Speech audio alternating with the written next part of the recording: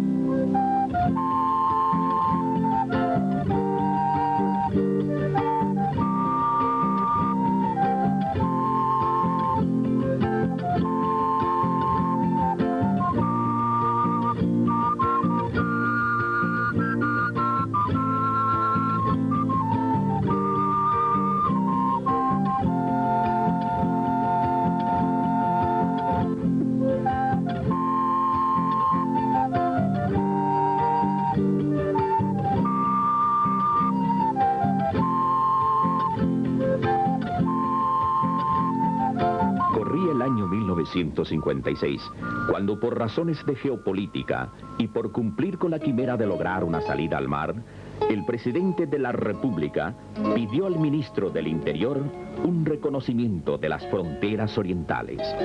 La tarea se cumplió en uno de los viejos Catalina, donde con el comandante Nova como piloto se hizo el viaje en la ruta del este hacia el Alto Paraná. Abajo, el camino comenzaba a abrirse por los trabajos emprendidos por el Comando de Ingeniería.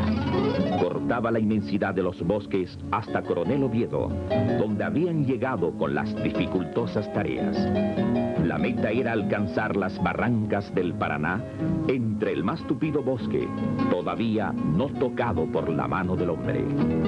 Si se concretaban estos planes, con la vinculación económica del Brasil, era factible llegar hasta el océano, lo que significaba una salida hacia el mar para nuestros productos de exportación.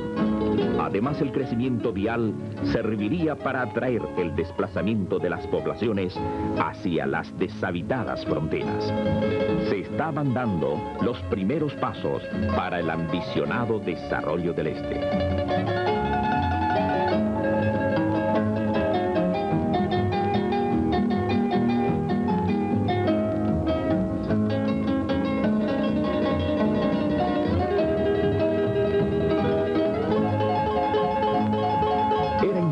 Sustraerse al encanto de los montes.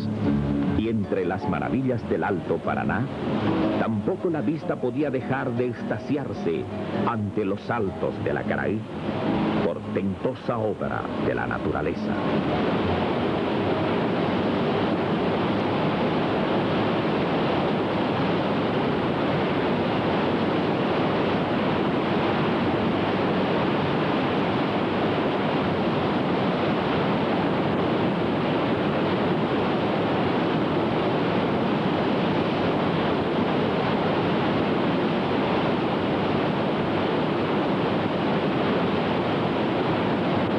En 1956 todavía caían libres sus aguas, con la fuerza bravía de los torrentes golpeando en las rocas. Yacaraí era un disfrute para la vista, esperando sin que el murmullo de trueno de sus caídas presintiera el destino energético que le aguardaba.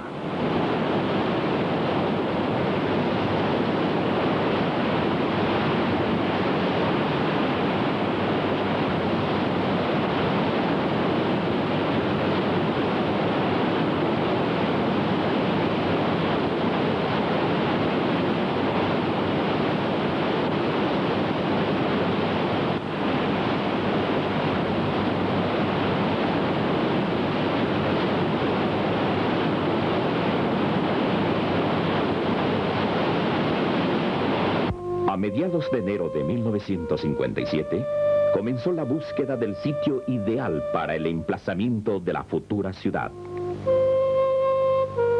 Hoy es imposible imaginar cómo se presentaba aquel monte.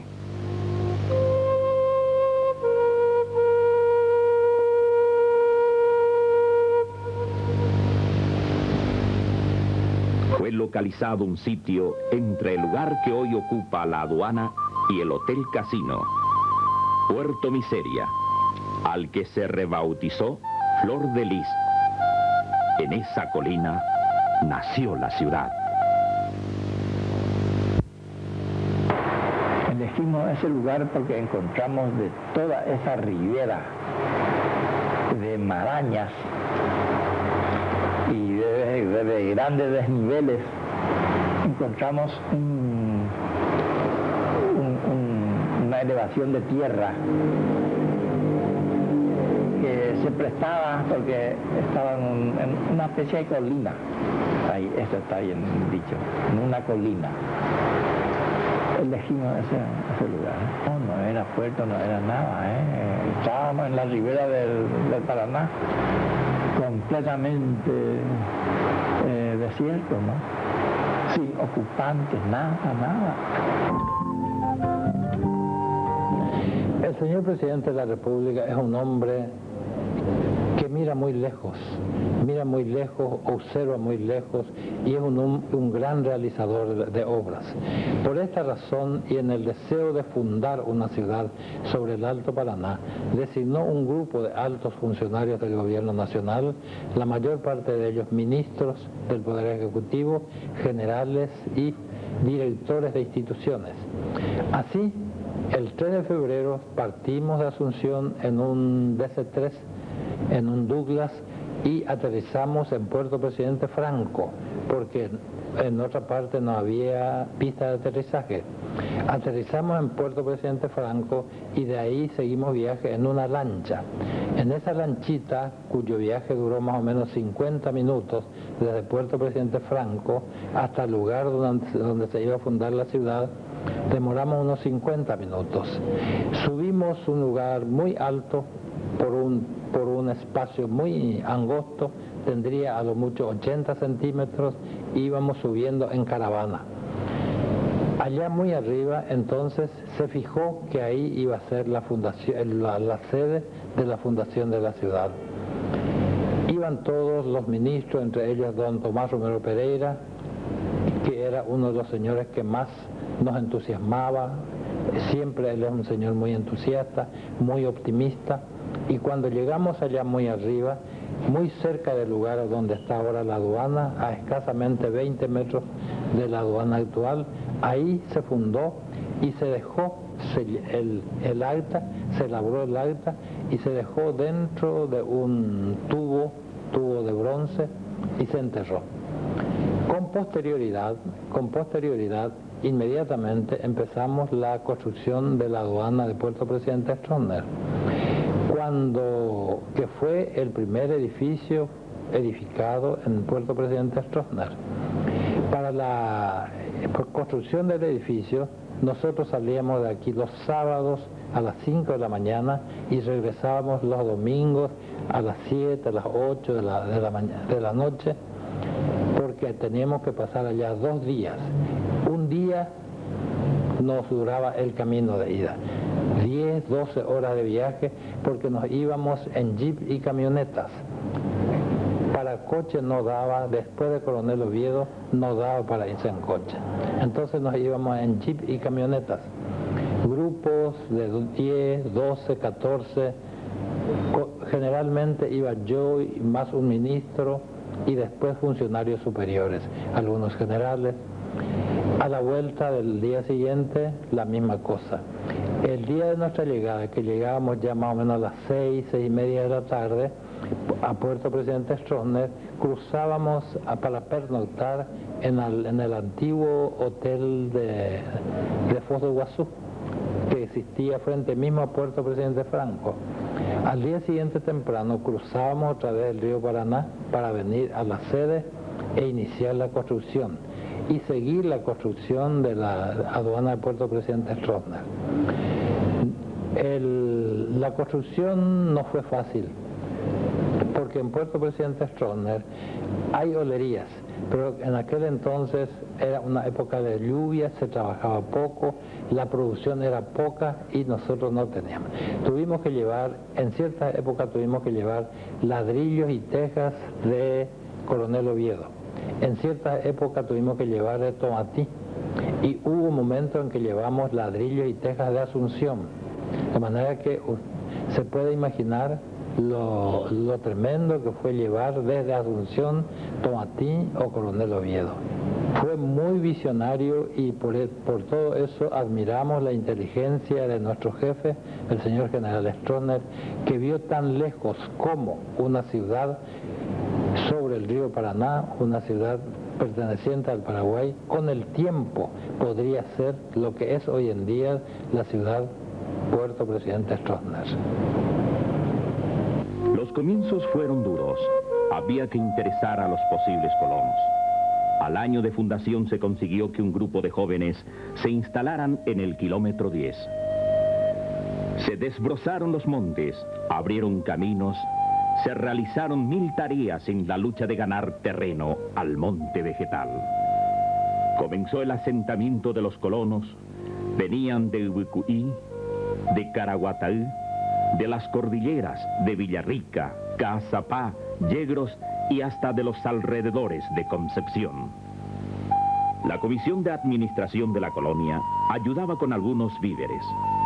El ingenio debía hacer surgir el resto: casa, plantaciones, el sustento necesario. En el primer año de instalación de la colonia, se tuvo una suerte especial. Al abrir la selva se iban sembrando porotos. La cosecha fue extraordinaria y la abundancia de fechao permitió vender a la población de Foz de Iguazú a 3 veces su valor. Al terminar el año 59, el número de familias de la colonia ascendía a 50. Ante la precariedad de recursos, las chacras eran de media o 1 hectárea, abiertas en huecos entre árboles tan altos como catedrales. No todos pudieron soportar el agobio de la lucha contra el monte, rodeados de silencio.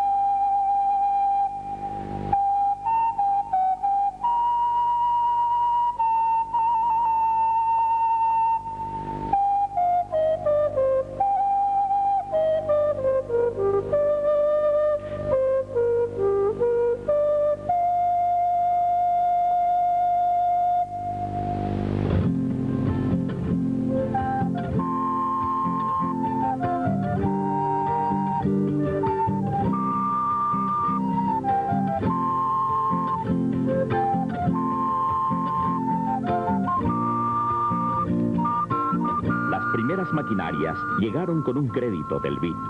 Eran $250.000 destinados al desarrollo de las áreas urbanas y suburbanas. Hoy, la suma puede parecer insignificante, pero en su momento constituyó la esperanza para seguir adelante.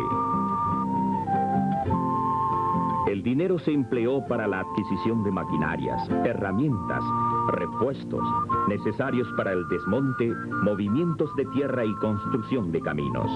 También para la compra de un aserradero.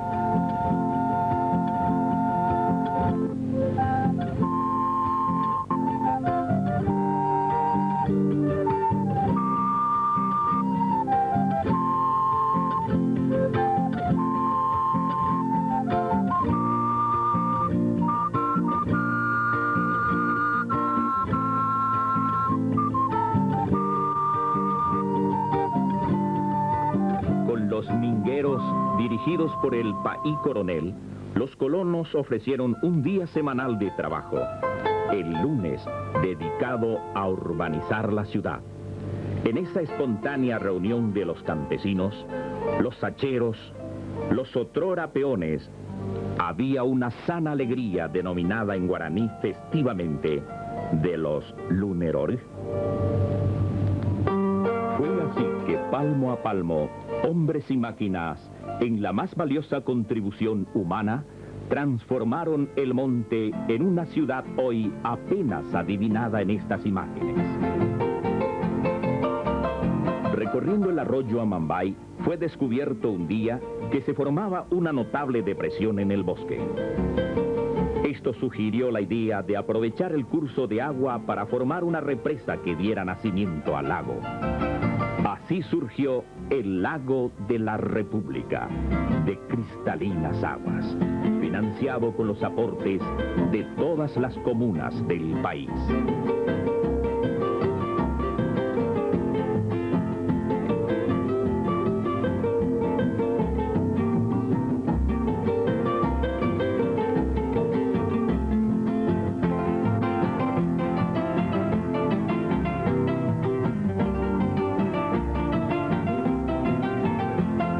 La construcción del Puente de la Amistad hizo crecer la población. Numerosos obreros llegaron atraídos por el trabajo. Por esa época campeaba con gran personalidad una mujer admirable, Doña Cristina, pionera de la zona, que atendía las necesidades de los trabajadores con un bar y pensión.